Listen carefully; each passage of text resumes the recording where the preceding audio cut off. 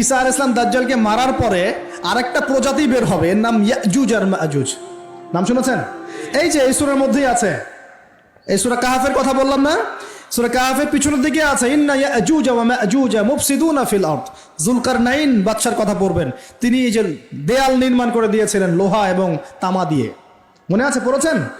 আচ্ছা, এই ইয়াজুজ আর মাজুজ যখন বের হবে পৃথিবীর পানি খেয়ে শেষ করে ফেলে দিবে একেবারে।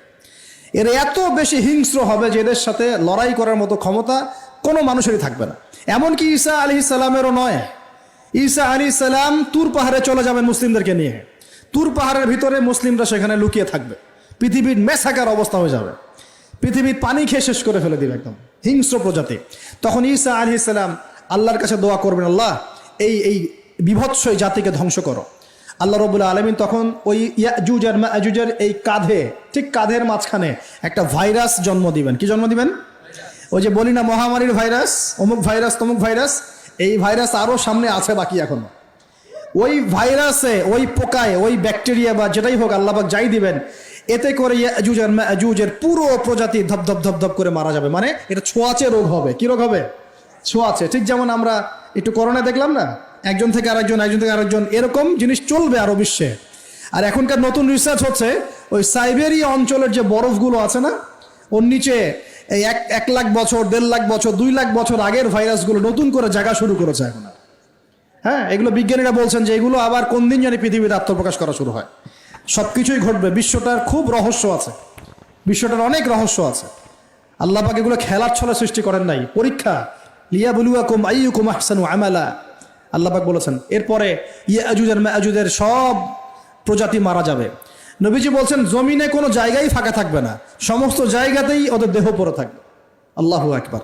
এরপরে ঈসা আলাইহিস সালাম আল্লাহকে বলবেন, আল্লাহ জমিনটাকে পবিত্র করে দাও। আল্লাহ পাক কি করবেন জানেন?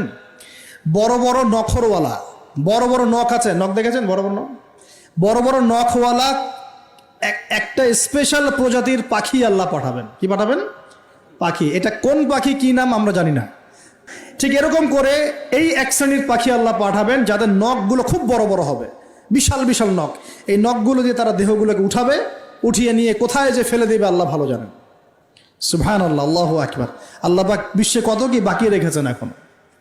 এরপরে আল্লাহ পাক কি করবেন জানেন? আল্লাহ পাক বৃষ্টি বর্ষণ করবেন। এত বেশি বৃষ্টি হবে, এত বৃষ্টি হবে, জমিন ধুয়ে পরিষ্কার হয়ে যাবে।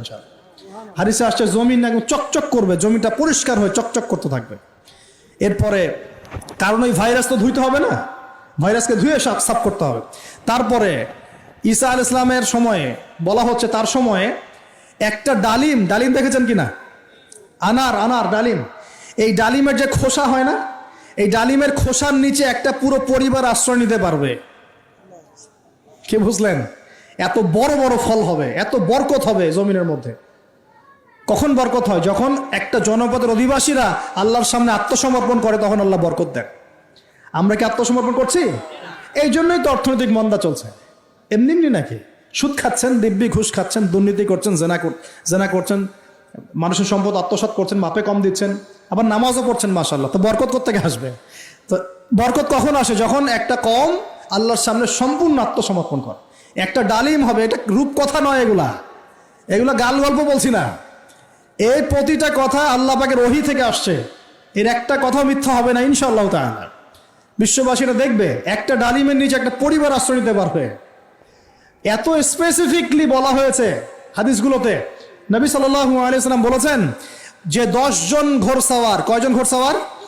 10 জন ঘোড়সওয়ার বের হবে ইমাম মাহদির সময়, যারা খোঁজ নিতে যাবে যে দেখি দাজ্জাল বের হয়েছে কিনা।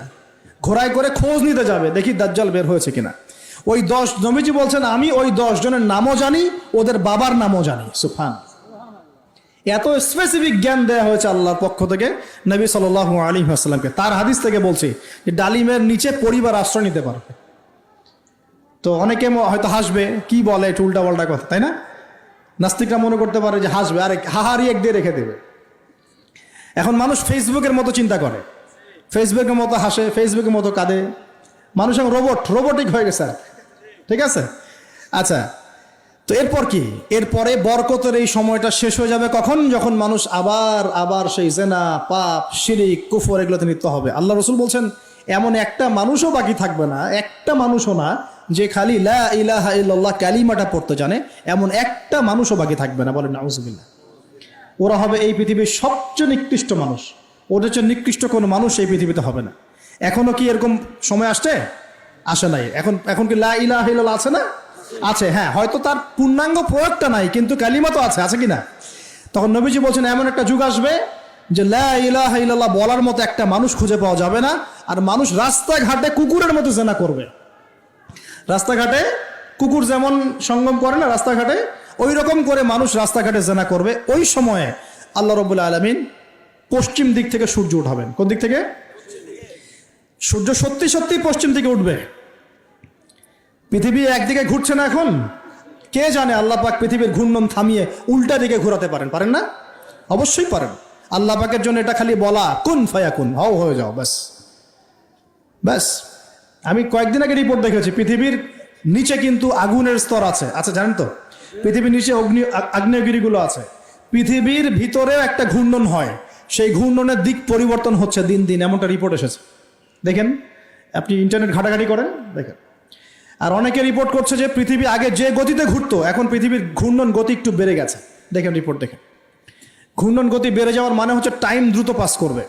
আর শেষ জামানার হাদিস এটাও আছে যে সময় দ্রুত পাস করবে, আছে না? এটা হাদিসে আসছে। তো প্রিয় ভাইরা, এই সময়ে মানুষ খারাপ হওয়া শুরু করার পরে এমন খারাপ হবে, আল্লাহর নাম নেওয়ার মতো কোনো মানুষ থাকবে না, আল্লাহ আল্লাহ বলার মতো কোনো মানুষ থাকবে না। তখন পশ্চিম দিক থেকে সূর্য উঠবে। কিভাবে কিয়ামত হবে? নবীজি বলছেন একজন ব্যক্তি পানি খাওয়ার জন্যে পাত্রটাকে মুখের সামনে নিবে, পানি গিলতে পারবে না, কিয়ামত হয়ে যাবে। নাউযুবিল্লাহ। ইযা ওয়াকাআতিল ওয়াকিআ লাইসা লিওয়াকাআতিহা কাযিবা আল খারিআতু মাল খারিআ ওয়া মা আদরাকা মাল খারিআ। আছে না? আম্মা ইয়াতাসাআলুন আনিন নাবাইল আযীম। কত সূরা আছে কিয়ামত সংক্রান্ত, পড়ে দেখেন। ইযা যুলজিলাতিল আরদু জিলজালাহা ওয়া আখরাজাতিল আরদু আসকালাহা ইযা শামসু কুওয়িরাত ওয়া ইযা নুজুমু কাদারাত। এই সূরাগুলো পড়ে দেখেন। আম্মা পারার শেষ পারাটা, যেটা 30তম পারা, এর সূরাগুলো পড়ে দেখেন। কিয়ামত চোখে দেখতে পারবেন ইনশাআল্লাহ। সিংহায় ফুঁক দেওয়া হবে। আল্লাহ পাকের ফেরেশতার এত ক্ষমতা আল্লাহ দিয়েছেন, একটা ফুয়ে পুরো মহাবিশ্ব ধ্বংস হয়ে যাবে ইনশাআল্লাহ। চারটাখানি কথা নাকি? দ্বিতীয় ফুৎকারে আবার সবাইকে জীবিত করা হবে। এবং এই যে দুনিয়ার জীবনটা আমরা কাটাচ্ছি, এই 30, 40, 50, 60, 100 বছরের জীবন, এই জীবনের এক একটা হিসেব আল্লাহর সামনে দাঁড়িয়ে সেদিন দেওয়া লাগবে। অতএব এই দুনিয়ার জীবনটাতে প্রস্তুতি গ্রহণ করি, 5 ওয়াক্ত নামাজ পড়ি, যাকাত দেই, কালিমা বোঝার চেষ্টা করি, আল্লাহ তাওহীদ শিখি, জানি, বুঝি, নবীর সুন্নত অনুযায়ী আমল করি, হালাল খাই, পরিবার গড়ি, মানুষকে সৎ কাজের দাওয়াত দেই, অসৎ কাজে নিষেধ করি, ইসলামকে আল্লাহর জমিনে প্রতিষ্ঠা করার চেষ্টা করি। আল্লাহ পাক যা দিয়েছেন, জানমাল, সময়, শ্রম, আল্লাহ পাক যা দিয়েছেন, ক্ষমতা, প্রতিপত্তি, সম্পদ, এগুলোকে আল্লাহর দিনের জন্য ব্যয় করি। ইনশাআল্লাহ দুনিয়া সফল হব, পরকালে সফল হব ইনশাআল্লাহ আযজা ওয়া জাল। আল্লাহ পাক আমাদের সবাইকে সমকালীন ফিতনাগুলো সম্পর্কে সচেতন থাকার তৌফিক দান করুন, এবং এই রমজান, আসন্ন রমজানে পরিপূর্ণরূপে ইবাদত করার তৌফিক দান করুন, এবং এই ইবাদত এবং শিক্ষাগুলোকে সারা বছর ধরে রাখার তৌফিক দান করুন, এবং জামানা সম্পর্কে সচেতন থেকে আগামী দিনে যা হবে সেভাবে পদক্ষেপ নেওয়ার তৌফিক আল্লাহ পাক দান করুন। আমিন।